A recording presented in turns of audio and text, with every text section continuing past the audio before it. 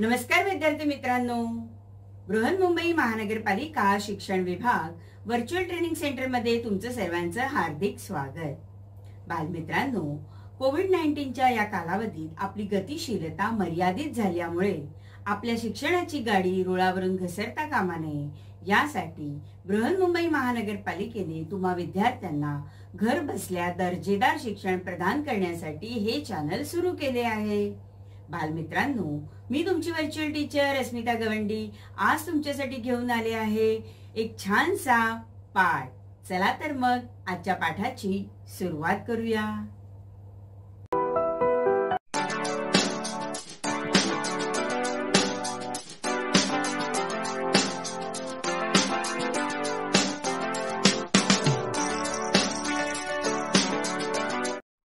विद्यार्थी मित्रांनो, आज आपण इयत्ता 6वीचा आपला आजचा विषय आहे नागरिक शास्त्र। बालमित्रांनो, आज आपण नागरिक शास्त्रामध्ये एक छानसा पाठ अभ्यासणार आहोत।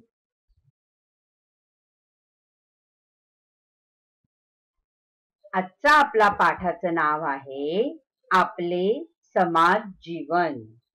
या पाठामध्ये आपण अभ्यासणार आहोत माणसाला समाजाची गरज का वाटली, माणसातील समाजशीलता, आपला विकास आणि समाज म्हणजे काय या मुद्द्यांवर आपण आज माहिती घेणार आहोत। चला तर मग आजच्या पाठाची सुरुवात करूया। बालमित्रांनो, इयत्ता 5वीच्या पाठ्यपुस्तकात तुम्ही माणसाची उत्क्रांती कशी झाली हे शिकला आहात, हो की नाही? मग आजचे आपले जे समाज जीवन आहे की नाही, हे हजारो वर्षांच्या उत्क्रांतीतून आकारास आलेले आहे। माणसाने भटक्या अवस्थेकडून स्थिर समाज जीवनाकडे वाटचाल केली आहे आणि नंतर माणूस स्थिर झाला, तो शेती करू लागला आणि आपलं जीवन व्यवस्थित जगू लागला, कुटुंब कपिल्यात राहू लागला। म्हणजे आधी माणूस हा भटक्या अवस्थेत जगत होता, जंगलात राहत होता, तो समूहात राहत नव्हता, पण हळूहळू तो समूह प्रिय, समाज प्रिय होऊ लागला आणि माणसाला समाजाची गरज का वाटली ते आता आपण समजून घेणार आहोत। व्यक्तीच्या तसेच समाजाच्या विकासासाठी स्थिर व सुरक्षित समूह जीवन आवश्यक आहे। विद्यार्थी मित्रांनो, माणूस हा पहिल्यांदा समूहामध्ये राहत नव्हता, तो एकटा एकटा कुठेही 2-4 माणसं एकत्र येऊन राहत होती, पण नंतर माणूस हा समाजामध्ये एकत्र राहू लागला। म्हणजे भटक्या अवस्थेतील माणसाला स्थैर्य व सुरक्षितता नव्हती। समूहात राहिल्याने त्याला सुरक्षितता मिळते याची जाणीव झाली आणि म्हणूनच समूहात राहू लागला माणूस, कारण त्याला तिथे सुरक्षितता मिळू लागली आणि याची जाणीव झाल्याने माणूस संघटितपणे जगू लागला। तो शेती करू लागला आणि त्याची घरं ही एकमेकांच्या शेजारी बांधून तो एकटा न राहता आता वेगवेगळ्या लोकांच्या सोबत तो राहू लागला। त्याचा कुटुंब कबिला होताच आणि त्यासोबत त्याच्या आसपासची माणसंही वाढत गेली होती। समाजातील दैनंदिन व्यवहार सुरळीत चालण्यासाठी माणसाला आता नियमांची गरज वाटू लागली। हळूहळू माणसाने प्रगतीकडे वाटचाल केली आणि तो अगदी सुरक्षित आणि स्थिर जीवन जगायला सुरुवात केली। त्यातून रूढी, परंपरा, नीतिमूल्य, नियम आणि कायदे अस्तित्वात आले। त्यामुळे माणसाचे समाज जीवन अधिक संघटित व स्थिर झाले। विद्यार्थी मित्रांनो, आता आपण पाहूया माणसातील समाजशीलता। माणूस हा स्वभावतः समाजशील आहे, हो ना? आणि आपण सर्वांना एकमेकांसह सर्वांच्या सोबतीने आणि माणसा माणसात राहायला आपल्या सर्वांना आवडते. मग सर्वांसमवेत राहणे ही जशी आनंदाची बाब आहे, तशीच ती आपली गरजही आहे. बघा, आपल्याला कपडे लागतात, आपण टेलरकडे जातो, आपल्याला भाजी लागते, आपण भाजी घेत असतो, हो की नाही? मग भाजी आपल्याला शेतकरी देत असतो, भाजीवाला देत असतो. मग आपल्याला चांभाराची गरज लागते, कारण चपला शिवून हव्या असतात, हो की नाही? म्हणजे आपण जेव्हा समाजात राहतो तेव्हा एकमेकांच्या गरजा पूर्ण करत असतो.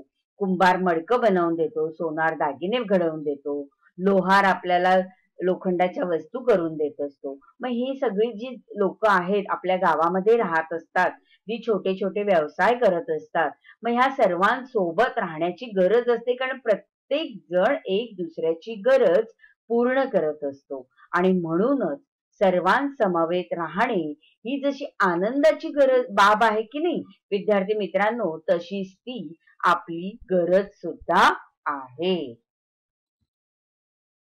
विद्यार्थी मित्रांनो, प्रत्येक प्राणीमात्रांच्या शारीरिक गरजा असतात. म्हणजे प्राण्यांना अन्नाची गरज असते, निवाऱ्याची गरज असते, तसेच माणसाच्या पण शारीरिक गरजा आहेत. माणसालाही भूक लागते, म्हणून त्याला अन्नाची गरज असते. तो त्याचं अन्न स्वतः मिळवतो, बनवतो आणि खातो. मग शरीराला अन्नाची गरज असते, तसंच लज्जा रक्षणासाठी आणि थंडी वाऱ्यापासून संरक्षण करण्यासाठी वस्त्राची गरज असते. सुरुवातीला माणूस भटक्या अवस्थेत होता, तेव्हा तो झाडपाल्याची बलकल बनवून शरीराभोवती गुंडाळत होता. नंतर प्राण्यांच्या कातड्या शरीराभोवती गुंडाळत होता. पण हळूहळू माणसांनी प्रगती केली आणि वस्त्र निर्मिती केली आणि तो वस्त्र वापरू लागला. प्राणी मात्र अन्नाची गरज भागवतात, त्यांना वस्त्राची गरज नसते. परंतु प्रत्येक प्राण्याला निवाराही आवश्यक असतो, हो की नाही? पक्षी घरटं बांधत असतात, तर प्राणी गुहेत राहत असतात. तर मनुष्य हा आपलं घर निर्माण करत असतो, कारण प्रत्येक प्राणी मात्राला थंडी वाऱ्यापासून संरक्षण मिळवण्यासाठी निवाऱ्याची गरज असते. मग या ज्या गरजा आहेत, अन्न, वस्त्र आणि घर, या माणसाच्या शारीरिक गरजा आहेत. आणि मग या पूर्ण झाल्या की माणसाला स्थैर्य मिळते. परंतु माणसाला तेवढेच पुरेसे असते का? त्याला काही समस्या असतात, तर त्या कोणाशी तरी वाटायच्या असतात, त्याचा आनंद असतो, तो कोणाला तरी सांगायचा असतो. मग ते आपल्या मित्रमैत्रिणींना किंवा आपल्या पालकांना मुलं सांगत असतात, हो की नाही? मग ह्या ज्या त्यांच्या भावनिक गरजा आहेत, ह्या भावनिक गरजा ही महत्वाच्या असतात. मग आपल्या भावनिक आणि मानसिक गरजा कोणत्या? तर आपल्याला आनंद होतो, आपल्याला लाज वाटते, आपल्याला राग येतो, आपल्याला भीती वाटते. मग ह्या सगळ्या ज्या गरजा आहेत ना, ह्या आपल्या भावनिक आणि मानसिक गरजा आहेत. आपल्याला आनंद झाला तर कोणाला तरी सांगावासा वाटतो, दुःख झाले तर आपल्या सोबत कुणीतरी असावे असेही आपल्याला वाटते, हो की नाही? मग आपल्या कुटुंबातील लोक, नातेवाईक आणि मित्रमैत्रिणी यांचा सहवास आपल्याला आवडतो आणि यातूनच आपली समाजशीलता दिसते. बालमित्रांनो, आता मला सांगा, तुम्हाला जर एखाद्या स्पर्धेमध्ये बक्षीस मिळालं, हं, मग तुम्ही काय कराल? ते बक्षीस स्वतःजवळ गपचूप ठेवून द्याल की मित्रमैत्रिणींना दाखवाल? दाखवाल ना मित्रमैत्रिणींना? मग तुम्हाला हा जो प्रतिसाद त्यांच्याकडनं मिळतो, त्यांच्याकडनं कौतुक तुमचं होतं, मग हे असं कौतुक केलं की तुम्हाला खूप छान वाटतं, हो की नाही? म्हणजे समजा तुम्ही जर चित्रकलेच्या स्पर्धेत बक्षीस मिळवलं असेल, तर तुम्हाला नवीन नवीन चित्र काढायला सुद्धा हुरूप येतो, हो की नाही? मग अशा पद्धतीने जेव्हा तुमचं कौतुक होतं की तुम्हाला खूप आनंद वाटतो, मग तुम्ही याविषयी तुम्हाला जे वाटते ते तुमच्या ओळीत नक्कीच तुमच्या शब्दामध्ये लिहिणार आहात, ठीक आहे? बालमित्रांनो, आत्ताच आपण समजून घेतलं की माणसाच्या शारीरिक गरजा कोणत्या? अन्न, वस्त्र आणि निवारा, घर, हो की नाही? पण आता आपल्याला समजलं आहे की माणसाला आणखीनही काही गरजा असतात. मग कोणती गरज आणखीन आहे? ते शिक्षणाची गरज आहे. मग प्रत्येक व्यक्तीला अन्न, वस्त्र, निवारा आणि शिक्षण हे महत्वाचं असतं. म्हणजे याचा अर्थ काय झाला की प्रत्येक माणसाच्या अन्न, वस्त्र, निवारा, शिक्षण आणि आरोग्य या मूलभूत गरजा आहेत. आणि आता हे तुम्हाला माहितच आहे, हो की नाही? मग समाजातील व्यक्तीचे श्रम आणि कौशल्यांमुळे वस्तू तयार होतात, हो ना? म्हणजे प्रत्येक व्यक्ती काही ना काही काम करत असते आणि त्यातून ती काहीतरी घडवत असते, निर्माण करत असते आणि ती प्रत्येक व्यक्तीला वाटत असते. म्हणजे प्रत्येक व्यक्तींच्या गरजा या समाजातून पूर्ण होत असतात. तसेच शिक्षण आणि आरोग्यविषयक सेवा सुविधांमुळे आपण सन्मानाने जगू शकतो. वेगवेगळे उद्योग व व्यवसायातून आपल्या गरजा पूर्ण होतात, हो की नाही? आता आपण एक व्यवसाय पाहूया हा.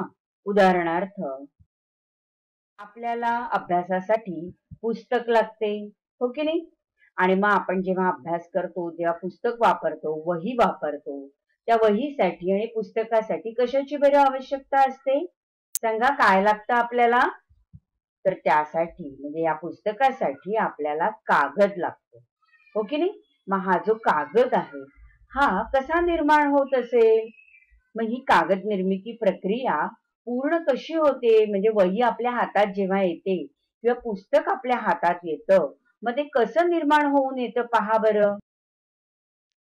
विद्यार्थी मित्रांनो, हे जे पुस्तक आहे हे तुमच्या हातात जेव्हा पुस्तक येतं त्यासाठी पहिल्यांदा काय गरज असते?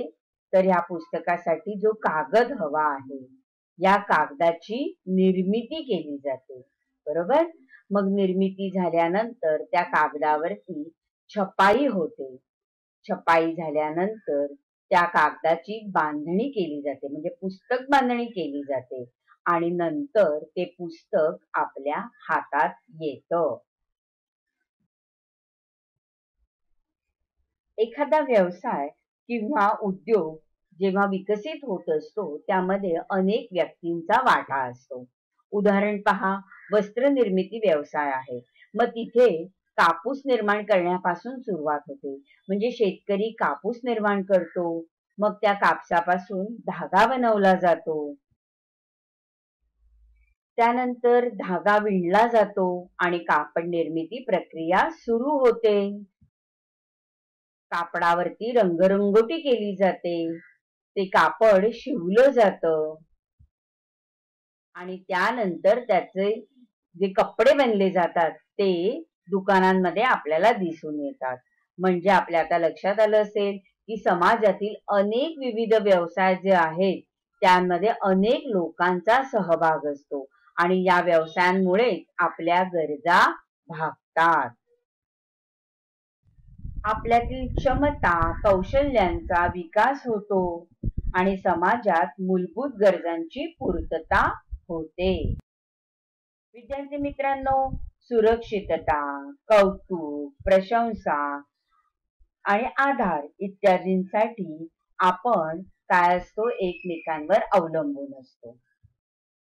म्हणजे आपण सर्वजण हे एकमेकांवर अवलंबून असतो, म्हणूनच आपले समाज जीवन हे परस्परावलंबी असते. विद्यार्थी मित्रांनो, सकाळी उठल्यापासून आपल्याला लागणाऱ्या वस्तू आपल्यापर्यंत पोहोचण्यास कोणाकोणाचा सहभाग असतो? बघा बरं, आपण सकाळी उठतो त्यावेळेला आपल्याला चहा लागतो, हो की नाही? आणि मग त्या चहामध्ये आपण दूध घालतो. मग हे जे दूध आहे हे दूध आपल्यापर्यंत पोहोचण्यासाठी कोणाकोणाचा सहभाग आहे माहितीये तुम्हाला? बघा, गवळी गायीपासून दूध मिळवतो म्हणजे गवळ्याचा सहभाग येतो. मग ते दूध विक्री केंद्रात जातं आणि तिथे सगळं दुधाचं संकलन होतं. ते दूध नंतर गाडीने वेगवेगळ्या शहरांमध्ये पोहोचवलं जातं.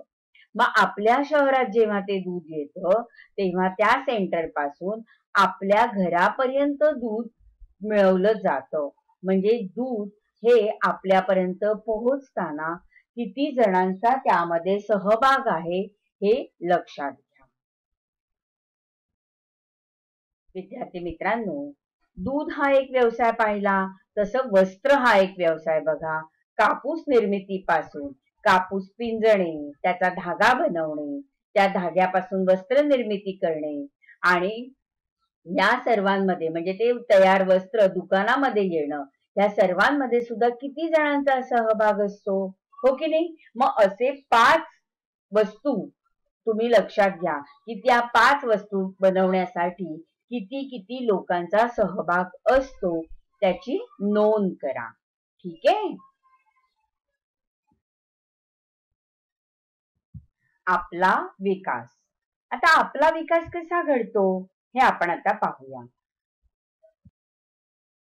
प्रत्येक माणसात निसर्गतःच काही गुण आणि काही क्षमता असतात आणि त्या सुप्त अवस्थेत असतात आणि त्याचा विकास जो आहे हा त्यांचा विकास समाजामुळे होतो. आता आपण एक उदाहरण पाहूया. परस्परांशी बोलण्यासाठी आपण भाषेचा आधार घेतो, हो की नाही? पण ती आपल्याला जन्मताच अवगत असते का? नाही ना. आपण ती हळूहळू शिकतो. म्हणजे आपली भाषा आपण आपल्या घरातून शिकत असतो. अनेक भाषा या समाजामध्ये बोलल्या जातात. मग ते आपल्याला कशावर समजतात? आपल्या शेजारी अनेक भाषा बोलणारे लोक राहत असतात. मराठी, कन्नड, तेलुगू, बंगाली, हिंदी, गुजराती, उर्दू अशा अनेक भाषा बोलणारे लोक आपल्या आजूबाजूला असतात आणि आपली घरातली भाषा आपण जशी घरात शिकतो तशीच अन्य भाषा ज्या आहेत या आपण समाजाकडून शिकत असतो, हो की नाही? मग जी भाषा आपल्या घरात बोलली जाते ती भाषा आपण प्रथम शिकतो आणि जी भाषा आपले शेजारी बोलतात ती भाषा आपल्या परिचयाची होत जाते हळूहळू आणि त्यानंतर आपल्या शाळेत निरनिराळ्या भाषा आपल्याला शिकण्याची संधीही मिळते. आपल्याजवळ स्वतंत्र विचार करण्याची क्षमता असते आणि प्रत्येक माणूस हा स्वतंत्र विचार करत असतो.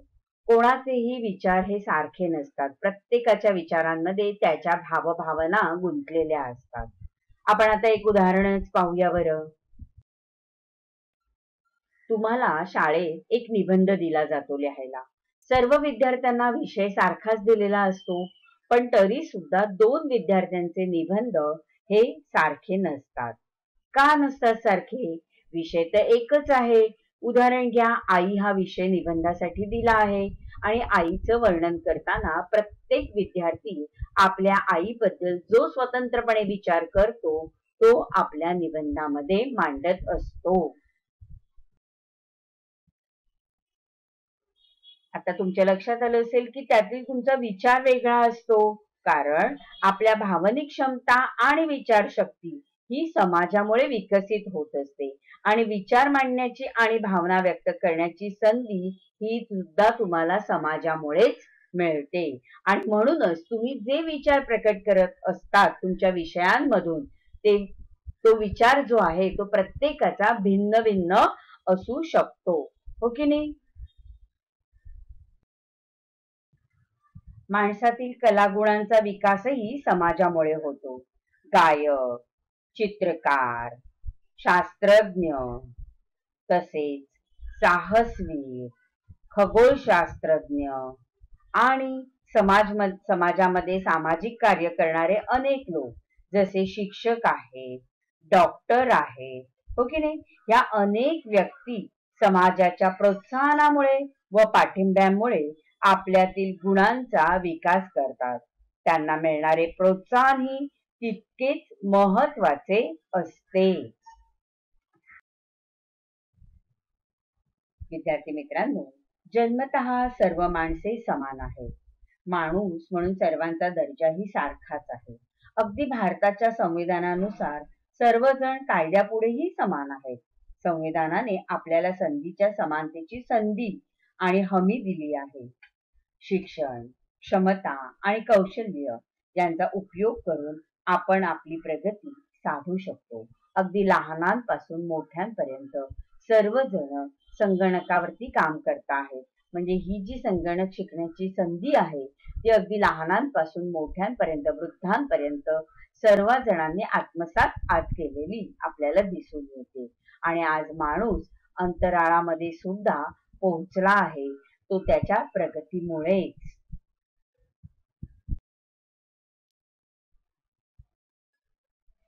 आता आपण समजून घेऊया समाज म्हणजे काय. समाज म्हणजे काय तर सर्वजण एकत्र राहणे. झुंड म्हणजे समाज का? नाही. मग समाज म्हणजे काय? चला तर मग समजून घेऊ. आपण समूहात राहतो आणि अनेक समूहांचा मिळून समाज होतो. समाजामध्ये आपण सर्व एकमेकांना सहाय्य करून राहत असतो. समाजात सर्व स्त्री पुरुष, प्रौढ, वृद्ध, लहान मुले मुली यांचा समावेश असतो. आपण सर्वजण समाजाचा एक घटक आहोत. आपल्या भारतात आपण सगळे एकत्र सामूहिकरित्या राहतो.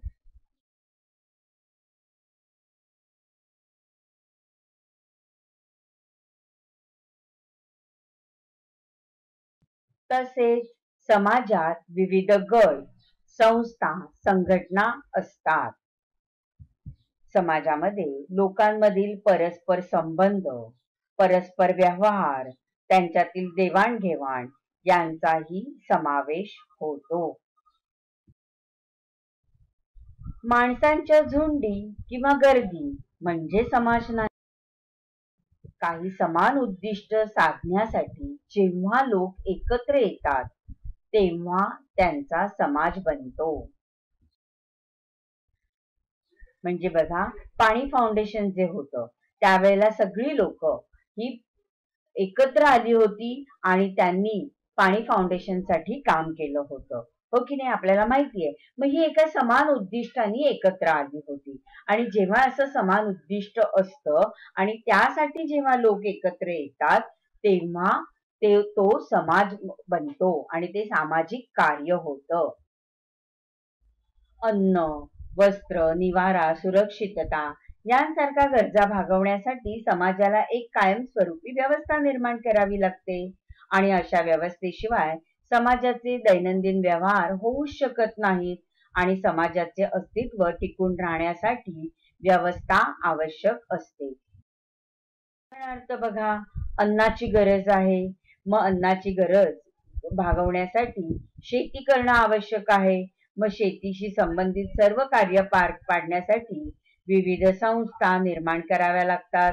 उदाहरणार्थ शेतीची अवजारे तयार करण्यासाठी कारखाने, शेतकऱ्यांना कर्ज देण्यासाठी शेतकऱ्यांना कर्जाची गरज असते. विद्यार्थ्यांना एज्युकेशन लोन हवं असतं आणि म्हणून त्यासाठी बँका असतात. उत्पादित मालासाठी बाजारपेठ अशी मोठी व्यवस्था निर्माण करावी लागते.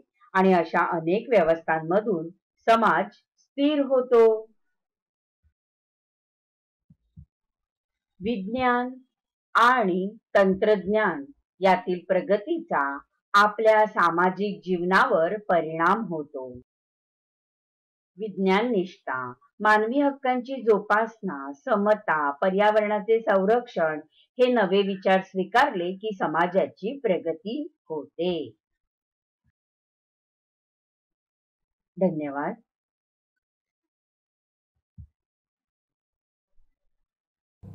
बालमित्रांनो, कसा वाटला तुम्हाला आजचा पाठ? आवडला ना? मग माझे जर असे छान छान पाठ तुम्हाला पाहायचे असतील ना तर हे चॅनल सबस्क्राईब करा. आणि हो, या पाठांचे तुम्हाला जर पहिल्यांदा नोटिफिकेशन हवं असेल तर बेल आयकॉनला क्लिक करा. आणि तुमच्या काही प्रतिक्रिया असतील तर त्या तुम्ही कमेंट बॉक्समध्ये नक्कीच लिहा. आता आपण इथेच थांबणार आहोत. धन्यवाद.